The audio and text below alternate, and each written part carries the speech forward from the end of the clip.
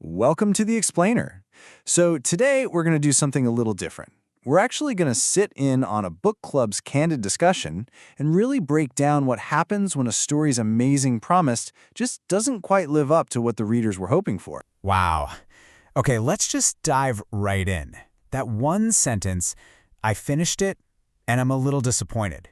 It's just so powerful and so honest, isn't it? It immediately kicks off the big question that the whole group started to unpack. Why? What happened here? So, to really get to the bottom of that disappointment, first you have to understand the book's premise. I mean, this is the high-stakes setup that got all the readers so excited to begin with. This was the promise. I mean, think about that. It's a massive, world-ending scenario. You've got a meteorite that triggers this unstoppable climate disaster, and humanity's only shot at survival is this crazy, desperate race to get to the stars. So readers, naturally, they went into this expecting this huge, epic story of survival. You know, a look at how an entire society deals with knowing it's about to end. But here's the thing. That big, epic, world-saving story? Yeah, that's not exactly what they got. And this is what created the central conflict. Not so much in the book, but for the readers themselves. The group pretty quickly realized, whoa, there's a huge disconnect here. There was this massive gap between the story they thought they were promised by that epic setup and the story the author actually decided to tell. And this right here, this table just perfectly nails the group's main frustration. They were desperate for the macro story. You know, what's happening with the global catastrophe? How is society even functioning, let alone trying to solve global famine? But instead, they got the micro story, one woman's very personal journey, her struggles with panic attacks, and the details of navigating sexism as an astronaut. Yeah, and this quote from one of the members, it just gets right to the heart of it. Look, it's not a critique saying the book was bad or poorly written. It's all about that mismatch in expectations. The author set this giant, fascinating stage, but then told a very small personal story on it. And for this group, the stage itself was way more interesting. Okay, so beyond that big picture problem, the readers also found they pretty much all agreed on some, let's call them structural issues. They really had a bone to pick with the book's pacing and how the whole narrative flowed. So the group felt like their whole reading experience went something like this. The book just explodes out of the gate, right? Super high energy, exciting, it gets you totally hooked. But then, somewhere in the middle, the pace just falls off a cliff. It slows way, way down. And then the ending? It doesn't really feel like an ending. It just stops, leaving them totally hanging. And this feeling of being left hanging led to this really strong reaction. The word they used was manipulated. Now that's a powerful word, but it came up. The ending didn't feel like a satisfying conclusion to this part of the journey.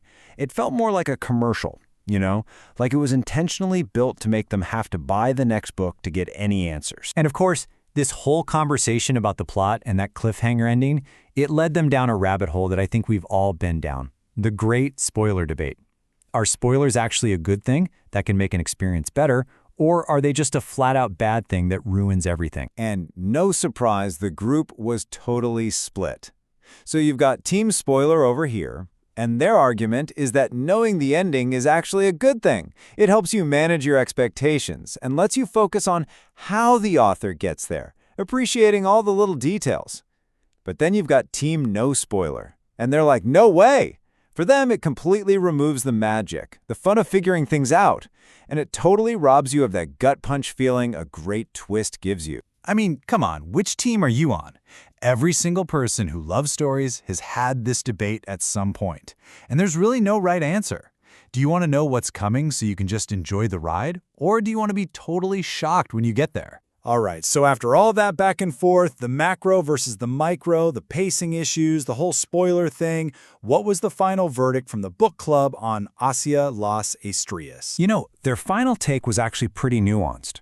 On the one hand, they all agreed that it was an enjoyable, entertaining read. It was easy to get through, and they absolutely loved the author's historical notes. But on the other hand, the frustrations were real and universal. It just failed to explore that amazing world, and the slow pace and incomplete ending were major sticking points for everyone. But here's the thing. Despite all that frustration, why the number 3 up here? Well, this novel, Hacia, las estrellas, is just the first of 3 books in the series that are currently out in Spanish, And there's even a fourth one out in English. So clearly this story has found an audience that keeps coming back for more. And this right here is the ultimate verdict. It's kind of the big twist in their whole discussion. After all the critiques and all the frustration, when they were asked if they would read the next book, almost all of them said yes. The hook, as frustrating as it was, it worked. They were curious enough that they just had to know what happens next. And that just leaves us with one last big question, doesn't it? This whole experience this group had really shines a light on that classic tension between what an author wants to create and what an audience wants to experience. It really makes you wonder, does a story have to give you exactly what you want to be considered a success, or is its only job to make you want to turn the page? Whose story is it anyway?